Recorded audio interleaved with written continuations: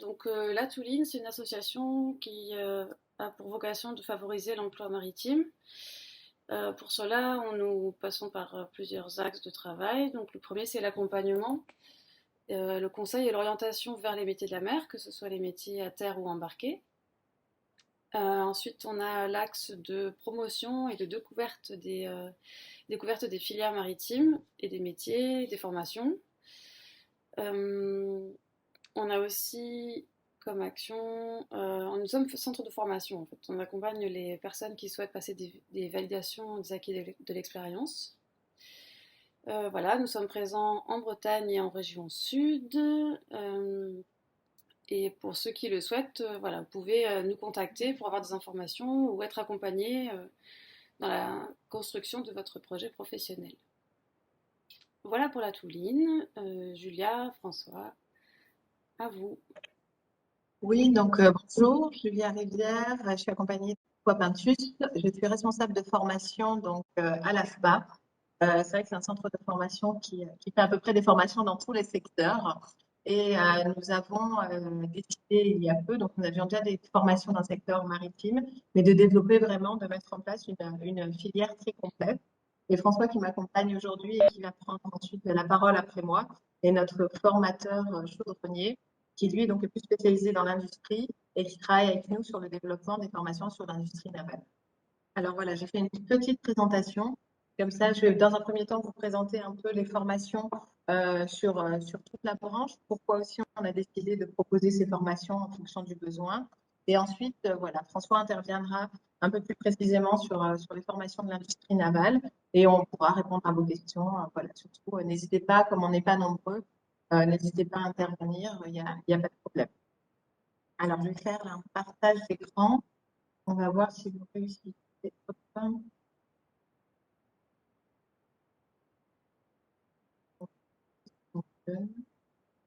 Hop, est-ce que vous voyez mon écran? Ouais, on voit.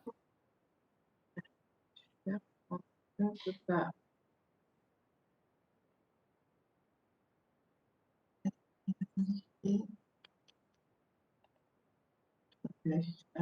Bon.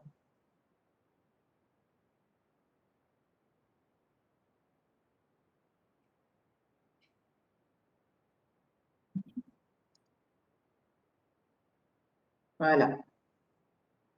Donc, pourquoi à la base est-ce qu'on s'est lancé sur la création de cette filière qui est en plein développement? Alors, je vais le faire rapidement, hein, mais c'est vrai qu'aujourd'hui, la filière des industries de la mer, c'est un gros chiffre d'affaires, 32 milliards d'euros en France, avec une projection de création d'emplois. Donc, aujourd'hui, on compte à peu près 120 000 emplois et la projection, c'est 137 000 emplois en 2030.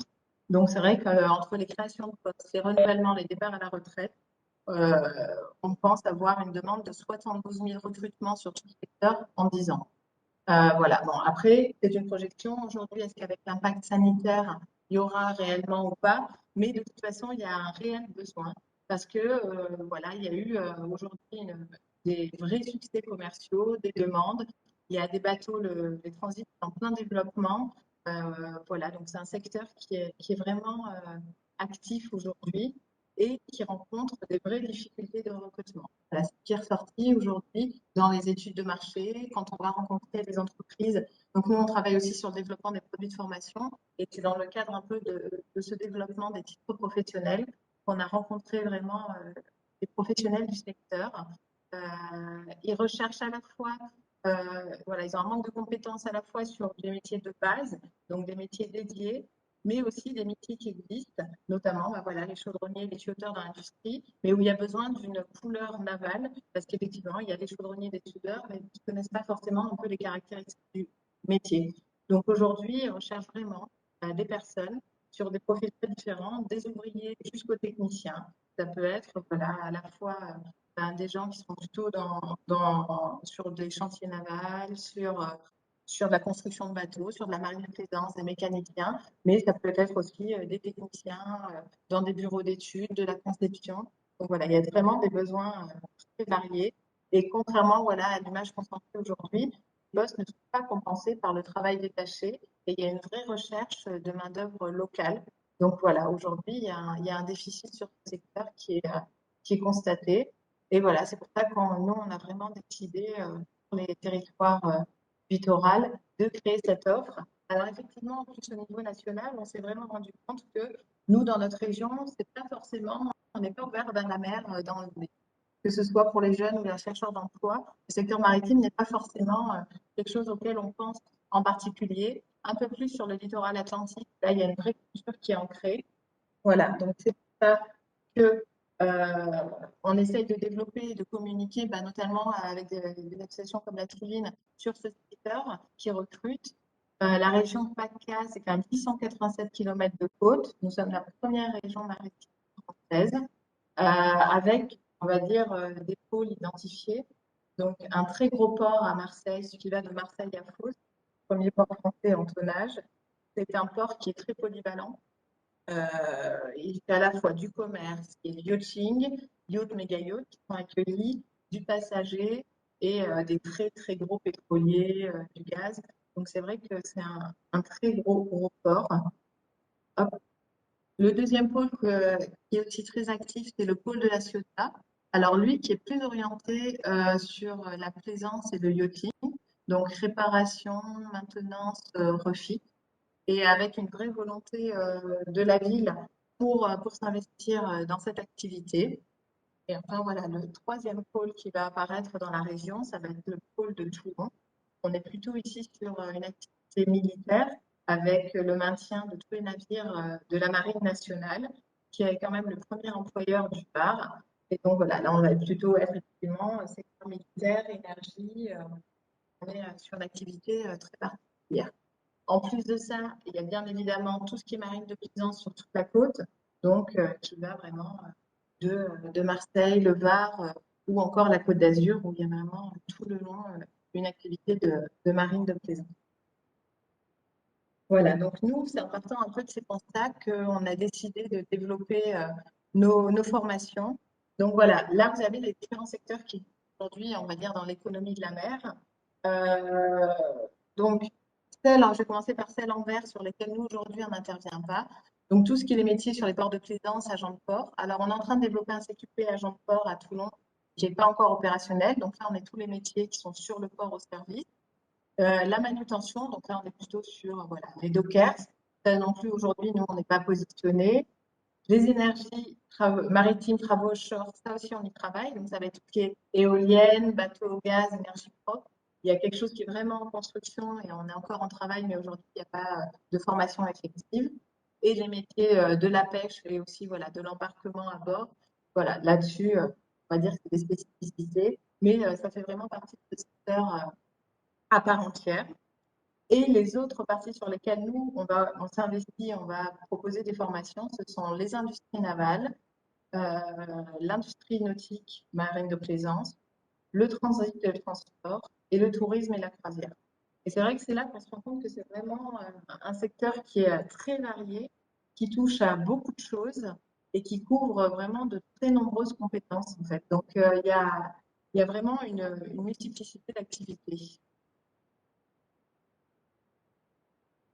Alors voilà, là, je vais voir un petit peu les formations en détail. Est-ce que vous avez peut-être des premières questions à poser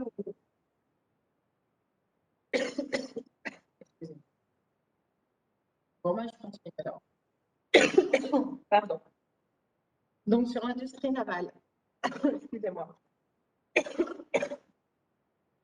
Nous, sur le centre de Marseille, on va proposer 3 formations qu'on retrouve notamment sur les chantiers. Ah, excusez-moi, je prends un peu d'eau. Désolée.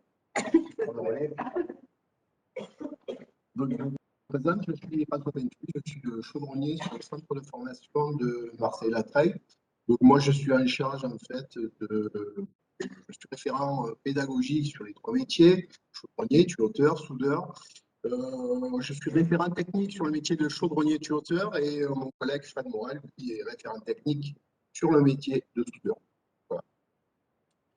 Donc, nous, la navalisation, en fait, ça consiste en quoi? Ben, c'est simplement, en fait, la transposition du geste professionnel du chaudronnier, du technicien du chaudronnier lambda, quoi, vers la réalisation d'éléments navals.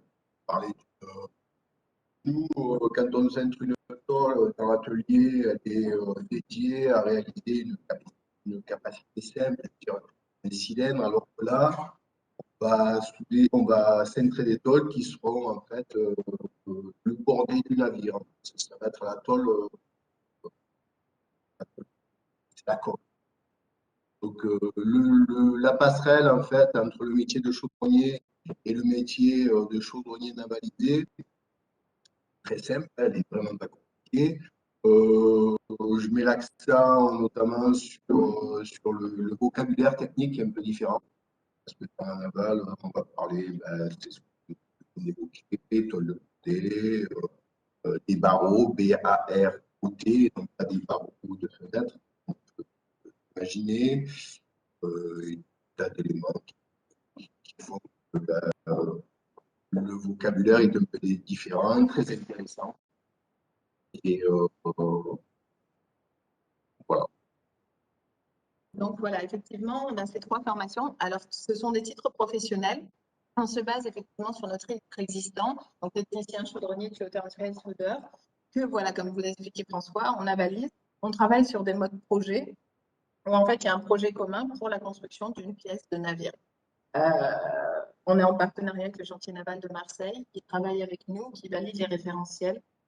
L'objectif, c'est voilà, vraiment qu'on soit au plus près du terrain et qu'on puisse répondre aux attentes précises. Donc voilà, là par contre, on est vraiment sur un secteur. Alors ici, on sera moins dans la construction que dans la réparation. Donc voilà, on est plutôt sur la réparation qui peut s'appliquer à la fois sur des bateaux de transport, comme on peut voir, des bateaux de croisière, ou alors des yachts. Voilà, donc, voilà. C'est à peu près les postes sur lesquels après travaillent les stagiaires dans notre formation. Alors, François, après, voilà, vous présentera une petite vidéo, comme ça vous aurez une idée un peu plus précise de ce qui peut se passer dans un atelier. Sur le centre, alors en marine de plaisance, nous avons un centre à Pointe-Rouge sur lequel nous proposons, alors toujours en titre professionnel, 2 formations, le mécanicien réparateur et l'agent de maintenance. Alors voilà, le mécanicien réparateur, ça va être celui qui s'occupe du moteur du bateau et l'agent de maintenance va être celui qui va faire tout ce qu'il y a autour. Donc, il va faire de l'accastillage, du composite, il va vraiment travailler sur tout ce qu'il y a. Désolée. Donc voilà, il va faire tout ce qu'il y a autour du bateau et le mécanicien, ça va vraiment être le moteur. Pardon. Nous avons aussi des formations logistiques. Donc là, ça va être toutes les personnes qui vont s'occuper de travailler sur, voilà, par exemple, sur le port, de remplir un porte-conteneur, de vendre de l'espace pour le transport, de mutualiser. Une spécificité ici, alors on est sur un travail de bureau, on est plutôt dans le tertiaire, avec une grosse connotation en anglais notamment. Et après, ça va être la maîtrise des outils bureautiques et des outils de gestion. Il y aura aussi du commercial. Donc, excusez-moi, cette formation se déroule sur notre centre de Saint-Jérôme et on retrouve aussi ce métier, notamment dans le transport aérien. Il y a de gros points communs. Voilà, aussi l'axe sur lequel on va intervenir et qui est fort et auquel on ne pense pas forcément quand on est au métier maritime, ça va être les métiers de l'hôtellerie et de la restauration. Tout ce qui est du tourisme, qui va tourner justement autour des croisières ou alors de tout ce qui est à terre. Et là-dessus, on a des formations. Alors pour la restauration, ça peut être des serveurs, ça peut être des paillolos, des agents de restauration. Et au niveau hôtellerie, ça peut être à bord, effectivement, tout ce qui est des agents de service, de maintenance ou alors d'entretien. Donc tous ces métiers sont aussi inclus. Alors c'est vrai qu'après, ça dépend des compagnies, effectivement. Il y a de nombreuses nationalités qui travaillent à bord, mais il y a un gros. Alors en ce moment, je ne vous cache pas que voilà, le temps que ça reprenne, il y a eu une base d'activité là-dessus. Mais c'est vrai qu'il y a un recrutement permanent sur ce type de poste. Voilà. Excusez-moi. Ça vous donne à peu près une première idée de ce qu'on peut proposer sur ce secteur. Maintenant, si vous avez peut-être des questions avant de rentrer un petit peu plus en détail sur la chaudronnerie, n'hésitez pas, on est à votre disposition.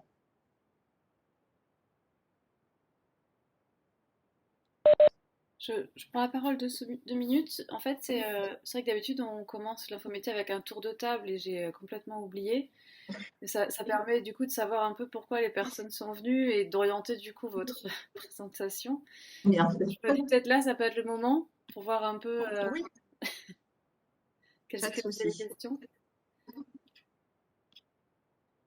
Alors du coup, soit sur le chat, soit vous pouvez prendre la parole, hein, vous êtes peu nombreux ce matin. Pourquoi êtes-vous là? Qu'est-ce que vous vouliez savoir?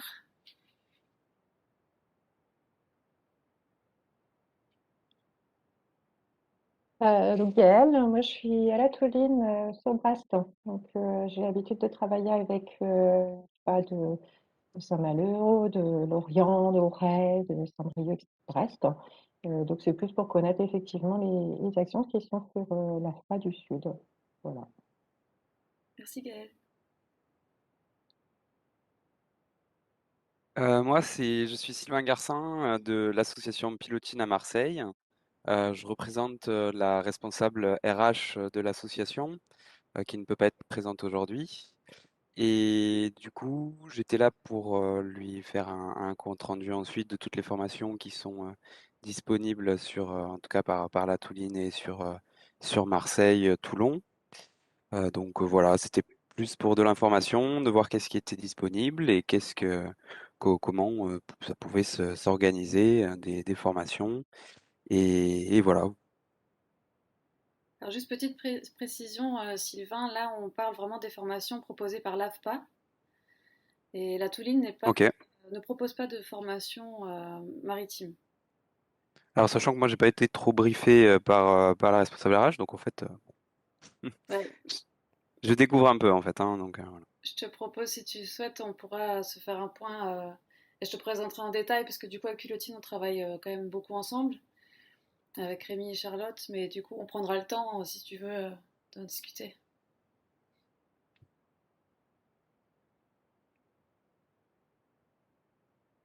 Quelqu'un d'autre? Oui, bonjour. Alors, Adrien, moi je suis militaire. Je suis bientôt en phase de reconversion et je pense à différents métiers en lien avec le côté maritime ou le nautisme. Après, j'ai pas encore de visuel très précis sur la reconversion en elle-même. Je sais que j'ai envie de donner une couleur un peu plus iodée à ma reconversion. Très bien, merci.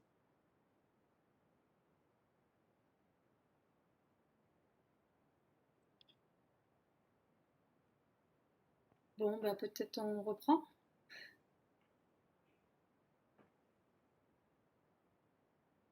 Alors, justement, hein, pour ceux qui sont en reconversion ou qui étaient peut-être voilà, hein, si vous êtes ici, c'est pour vous renseigner. Alors n'hésitez pas, c'est quand nous, on a quand même la FPA une mission d'accompagnement, hein, on est public. Donc, si vous voulez découvrir ou faire des immersions sur les plateaux, n'hésitez pas à vous rapprocher. Vraiment, c'est des possibilités parce que c'est vrai que je pense que de l'extérieur, c'est pas forcément évident parce que, comme on dit, c'est un secteur qui est très varié et entre de la plaisance et de l'industrie, c'est déjà très, très différent. Et de faire des fois des immersions sur le plateau, de comparer un petit peu, ça peut permettre de se rendre compte. Donc, en tout cas, voilà, n'hésitez pas, si ça peut vous aider, on a aussi cette possibilité de vous accueillir en amont pour vous aider à la décision, il n'y a pas de problème. D'accord, merci.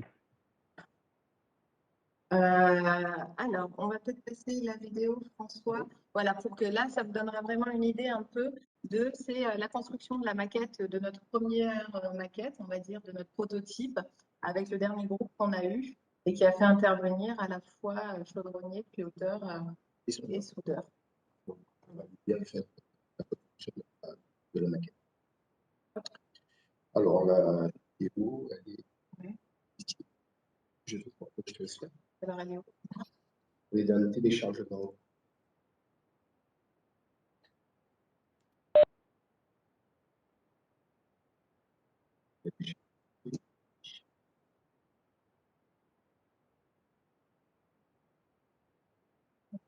Téléchargement, je vais là. Voilà.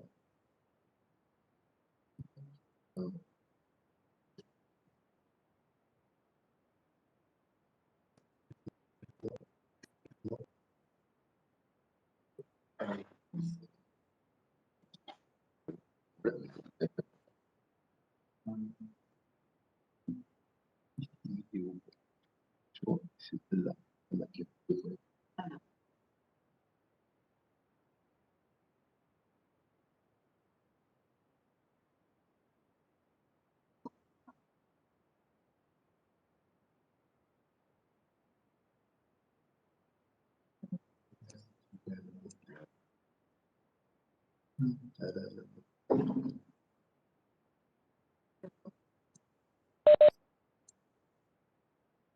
Alors, je ne sais pas si vous le voyez.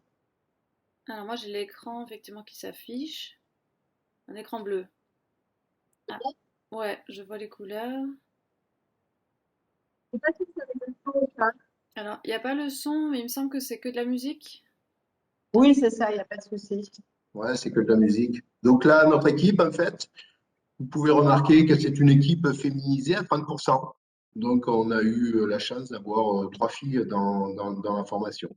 Donc, Eva, Victoria et Nino qui est au fond avec le bras levé. Donc, et toute l'équipe, là, Jean-Charles, Brahim, Noël, Philippe, et hop, je ne me rappelle plus Vincent, et Anthony. C'est sûr, parce qu'en fait, on est parti de rien, donc il a fallu en fait créer cette maquette pour pouvoir en fait rassembler tous les éléments qui constituent, tous les éléments de base, bien sûr, qui constituent un navire. Donc, on peut remarquer, ben, en fait, la spécificité en fait de cette maquette-là, c'est qu'il a fallu inclure un profilé du commerce un peu spécial qui s'appelle le plat boudin. Et ce plat boudin, croyez-moi, on a eu beaucoup de difficultés à le trouver. Et finalement, on y est arrivé. Donc voilà.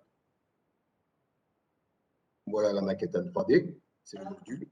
Ce qui est intéressant de voir, c'est qu'effectivement, quand on pense industrie, on pense aux ateliers, mais il y a un vrai travail de lecture de plans, voilà, de construction et de visualisation qui est assez importante et qu'on n'imagine pas forcément quand on ne connaît pas ces métiers-là. Donc là, on a une vision 3D en fait de la maquette qui sera réalisée par un stagiaire. Vous l'avez éclaté? Et le travail que nous avons réalisé, en fait, on a travaillé à deux avec Anthony, là, le formateur qui travaille avec moi. Et ce dessin-là a été transformé en DXF en fait, pour qu'il puisse être débité euh, à l'aide d'un plasma. Donc, c'est une société spécialisée qui fait ça sur Vitron. Donc, tous les fichiers, on leur a expédié et en retour, on a eu la matière d'œuvre débitée conformément à nos attentes. Voilà. Donc là, on est au tout début, on est sur la mise en œuvre en fait des éléments. L'assemblage. De Marseille-Latrier. Donc, il faut voir aussi entre les mains de Jean-Charles une maquette à l'échelle 1/25 qui va aider aussi les stagiaires à pouvoir assembler tous ces éléments, à savoir que nous allons adopter la pédagogie inversée, pardon. Ça veut dire qu'on a d'abord commencé à construire, à assembler les éléments de la maquette et ensuite nous avons mis des mots et un vocabulaire technique dessus. Parce que bon, le plat boudin, forcément, ça ne parle pas à tout le monde.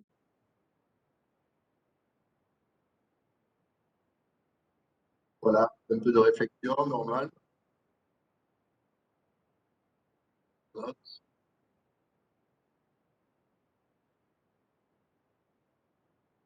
bon, voilà, nivellement à l'aide de formateur la de pouvoir se servir de cette lunette de nivellement. En fait, cette lunette permet de décrire un plan sur lequel la maquette vient poser.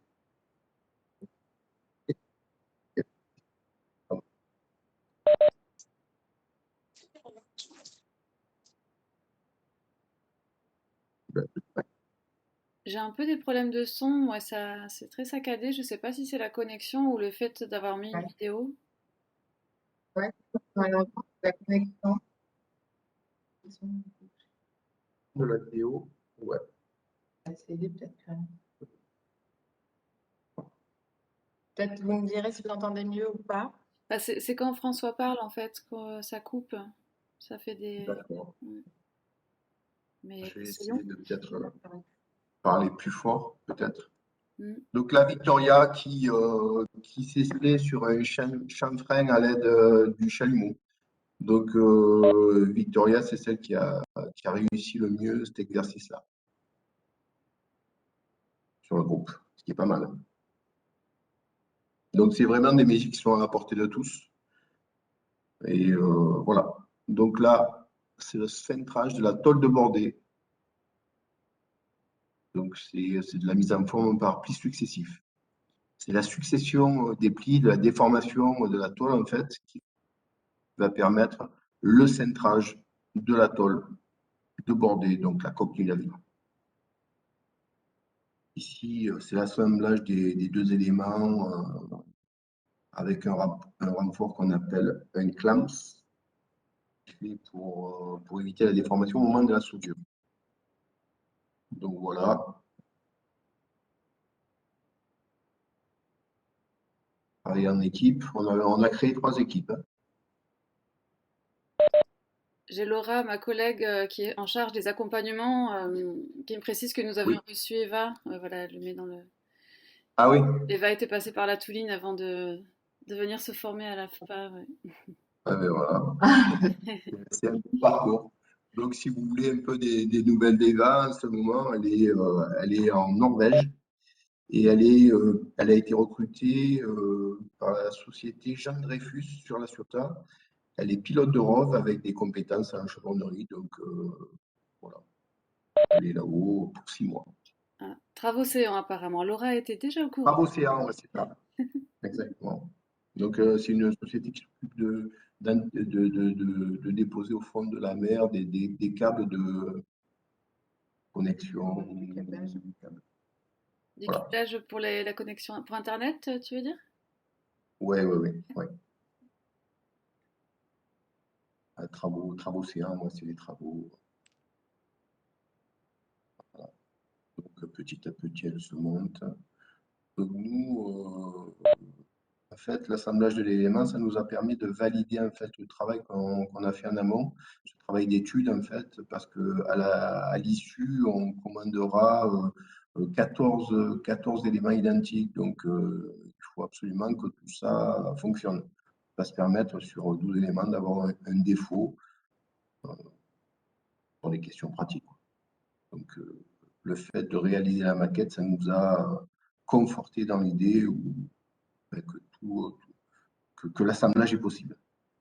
Et les difficultés qu'on a rencontrées, ben, on les a traitées. Voilà, elle est pratiquement finie. Donc, vous voyez, en fait, le tronçon de navire se monte, s'assemble à l'envers. Donc, ça veut dire que la partie qui est haut sur la partie basse, je ne sais pas si vous voyez ma flèche, celle-ci, ça fait partie c'est le pont supérieur, en fait, cette partie basse là. Oui, une fois construite, elle sera retournée. Voilà. Construite, elle sera retournée et ça nous servira aussi de vitrine pour nous montrer un peu ce qu'on sait faire à la fois. Donc voilà, Eva,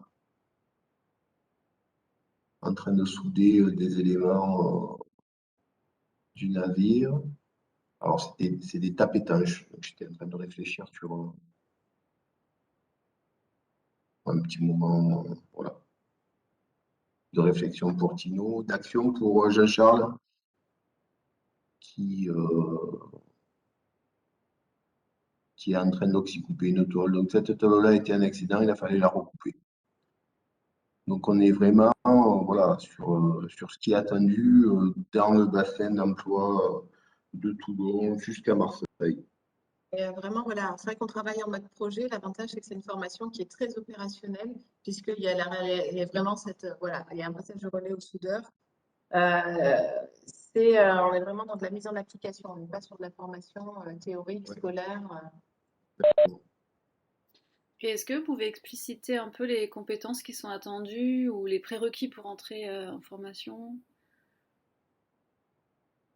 Ouais, les compétences, en fait, sur du chaudronnier, c'est de la vision 3D, c'est une maîtrise des 4 opérations de base, euh, de la trigonométrie, mais pour ça, il ne faut pas s'affoler, il y a une remise à niveau qui est prévue. Et voilà, quoi, alors c'est une formation niveau bac, donc après, j'ai les compétences. Oui, je pense que voilà, il faut quand même avoir des notions un peu de repérage dans l'espace parce qu'il y aura de la géométrie. Maîtrise, dessin industriel, traçage, Ah, qui est spécifique aussi au métier de la navale. Bon, une vision 3D et après, il faut avoir la volonté. oui, c'est ça. Ok. C'est tout. Mais ce qu'il faut savoir, c'est que bon, c'est à la portée de tout le monde. Il faut pas avoir des freins à ce niveau-là. Oui, Est-ce tous que les c'est éléments après physique? pour apporter. Physique, ça l'était à l'époque, là un peu moins parce qu'on a des moyens de levage. Je ne sais pas si vous le voyez dans l'atelier, on a des ponts, tous les éléments ont été assemblés à l'aide de ce pont. Donc, c'est physique dans le sens où ben, on est quand même un peu un chantier, il faut monter, descendre les passerelles, faut Oui, il y a de transporter du l'activité dans la matériel, journée. voilà, il y a de l'activité, mais en fait, on n'est pas, on n'est pas tellement sollicité sur de voilà, c'est la portée des charges. Non, ça, on a des moyens pour transporter des charges à l'intérieur des navires. Ben, on a à disposition des palans de levage. Et la plupart du temps, ce sont des sociétés qui sont spécialisées dans le levage d'éléments lourds. En fait, alors il va falloir toute la journée être en activité, mais ça ne demande pas une force particulière. Non, Puisque nous, nos 3 chaudronnières s'en sont très très bien tirées. oui, oui. Après, ouais, parce que la question que je me pose, c'est peut-être quand on est sur un navire à quai, parce que là, du coup, lors de la formation, c'est un bout de navire qui est dans le hangar, mais quand on est sur le navire qui est qui a besoin de réparation, comment ça se passe? Est-ce que c'est pas... Enfin, j'imagine qu'il y a des choses qui sont différentes que lorsqu'on a un Ah atelier. oui, en niveau posture, effectivement, il faut pouvoir travailler dans des espaces contraints. Ouais. Après,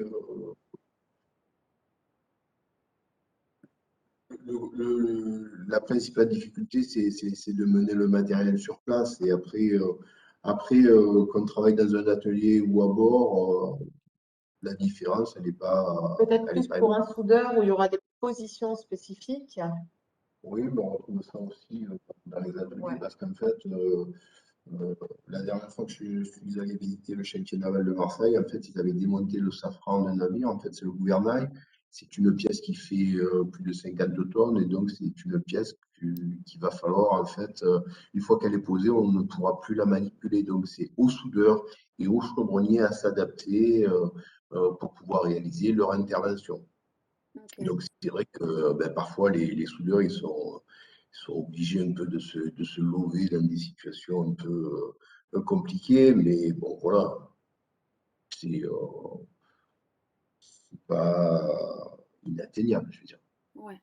Ça permet d'éviter la routine aussi. Oui, il y a ce côté-là, ouais, tout est différent, hein. Il y a beaucoup, en fait, on est beaucoup sollicité ouais, sur de l'initiative personnelle.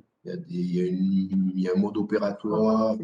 Ouais, il faut apporter les solutions. Si la solution ne fonctionne pas, ben, il va falloir être force de proposition pour pouvoir réaliser le travail. Il y a un travail d'équipe, cohérence au niveau de l'équipe. Donc, c'est ce qui est intéressant, hein. Et nos stagiaires, en fait, travaillent toujours en binôme et tous les salariés travaillent en binôme sur un navire. Ils ne sont pas lâchés comme ça dans la nature pour réaliser une intervention. Mhm. Voilà.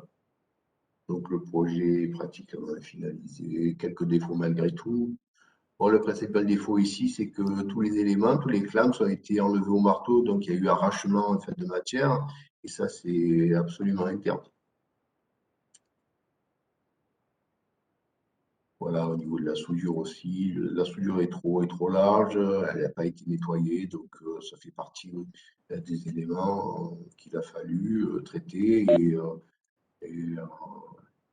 c'est des supports en fait d'échange.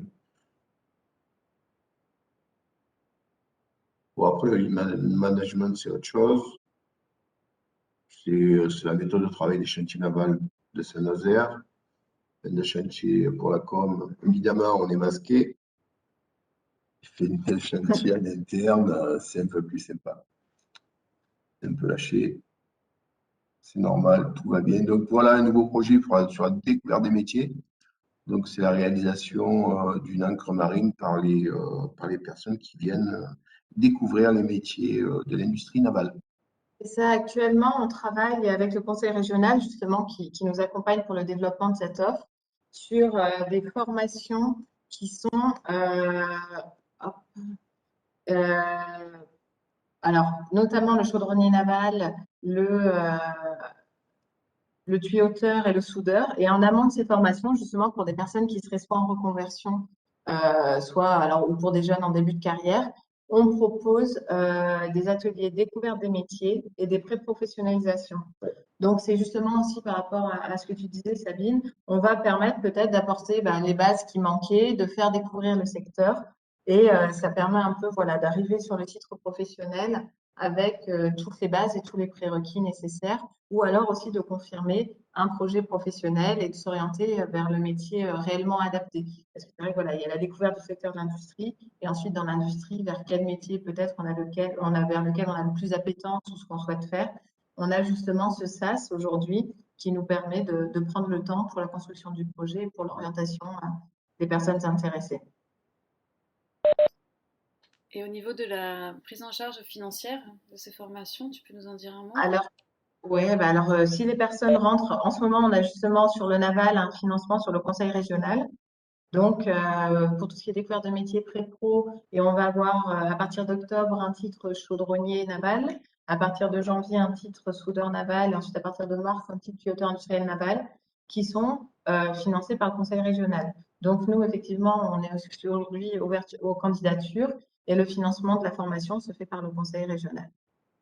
Et après, sur les autres formations, on peut bénéficier aussi, notamment en marine de plaisance, sur des financements Pôle emploi ou AIF ou CPF. C'est vrai que ça vaut le coup de se rapprocher. Aujourd'hui, il y a des possibilités pour rentrer en formation. Ok, merci. Est-ce que nous avons peut-être des questions?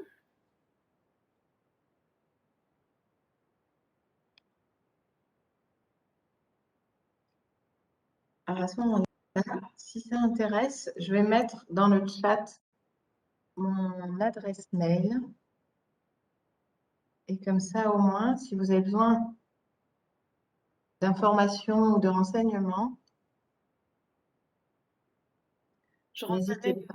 Je renverrai aussi dans la journée un mail avec les coordonnées de la Touline. Je remettrai les tiennes, Julia, comme ça tous les autres, même ceux qui n'ont pas pu venir, pourront récupérer les contacts et revenir vers nous. Puis j'ajouterai aussi comme ça le lien de la vidéo pour que les gens puissent regarder l'infométier s'ils l'ont raté ou s'ils souhaitent la revoir.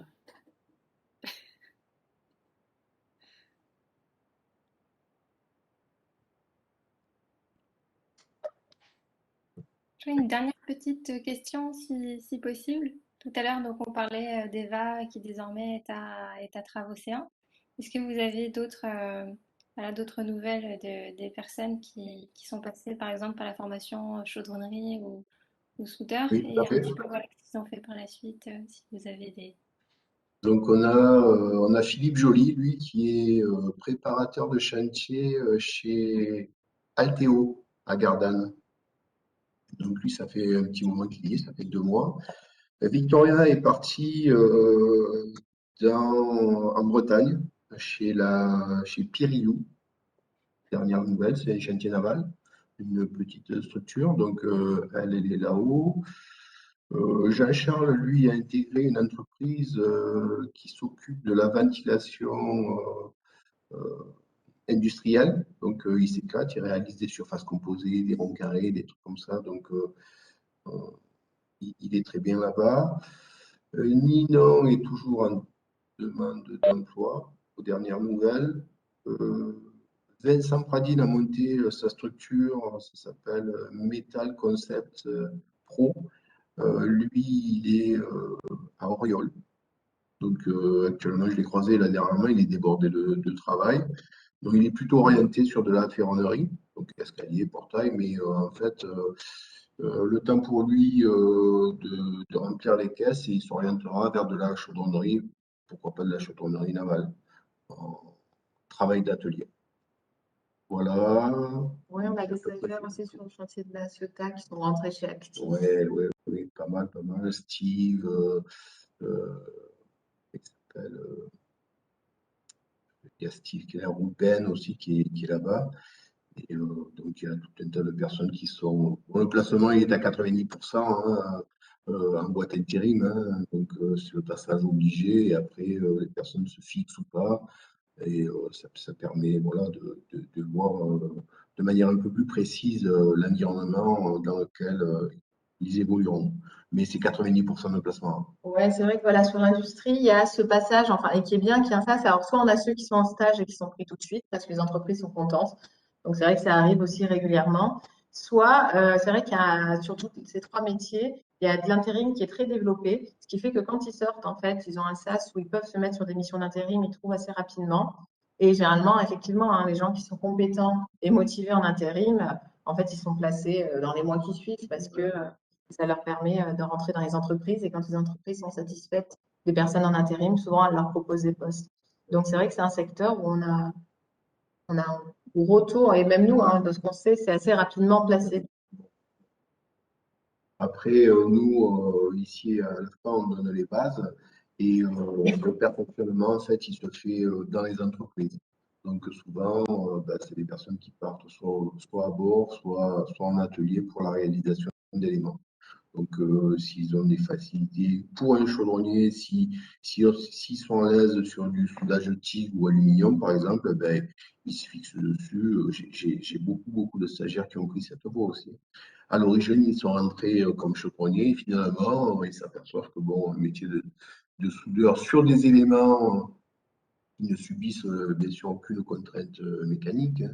C'est simplement des éléments d'assemblage, des supports, voilà, des trucs comme ça. Donc, bossent, ils bossent là-dedans et ça permet aussi voilà, d'évoluer dans l'entreprise. Moi, ce que je dis toujours, c'est il vaut mieux avoir un pied dans l'entreprise et, voilà, et pouvoir avancer plutôt que de voir l'entreprise de l'extérieur et de s'imaginer tout un tas de trucs. Je veux dire, les personnes qui s'imaginent que que c'est dur, il y a des gros coups de marteau, des gros coups de masse. C'est faux, c'est pas comme ça. Donc l'avantage des sociétés intérim, elle est là aussi. C'est permettre voilà, de mettre un pied à l'étrier dans ces métiers et de pouvoir en fait se faire une idée plus précise et de s'engager totalement, quoi. Ouais, comme tu disais, Julia, c'est un sas quoi, entre la formation et un emploi plus stable ou plus long. Permet à des gens qui n'ont pas forcément d'expérience d'être quand même sur le terrain parce que ça les lance en fait. Parce que c'est vrai que très clairement, ils peuvent être testés sur une courte période. Et en fait, comme ils ont des compétences, dès que ça fonctionne, ça permet voilà, de rentrer avec moins de difficultés que dans d'autres endroits, effectivement. Mais c'est vrai que c'est des secteurs particuliers, mais notamment sur la marine de plaisance, on se rend compte qu'il n'y a pas forcément des annonces affichées et qu'il y a beaucoup de bouche à oreille dans les structures. Donc voilà, hein, c'est aussi un peu des particularités du secteur. Ouais, ça permet de se constituer un réseau. Voilà. Mais enfin, on vous invite, si vous le souhaitez, à venir voir nos plateaux, à venir rencontrer, échanger aussi avec les formateurs, parce que c'est vrai que ça permet des fois d'apporter des réponses à des questionnements. De démystifier nos métiers manuels et nos métiers dans la navale.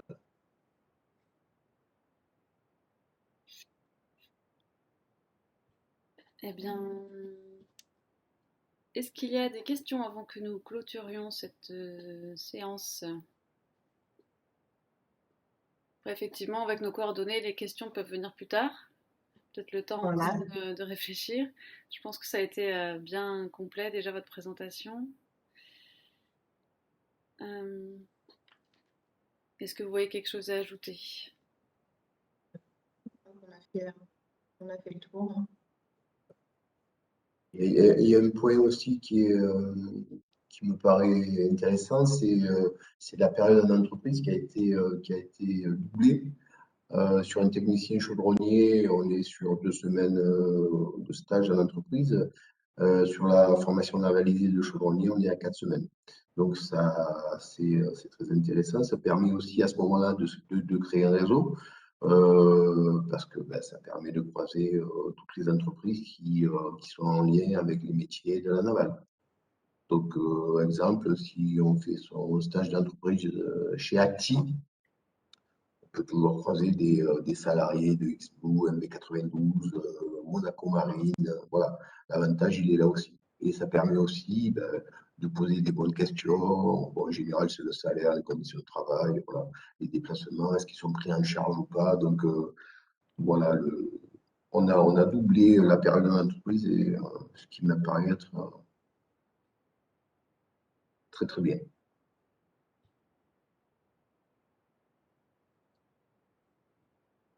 Ok, bon. Bon. Julia, François, merci beaucoup. Merci à vous tous. On se Bon, revoit bah, bientôt. bon vendredi à vous tous, en tout cas. Bonne Au journée. revoir. Merci.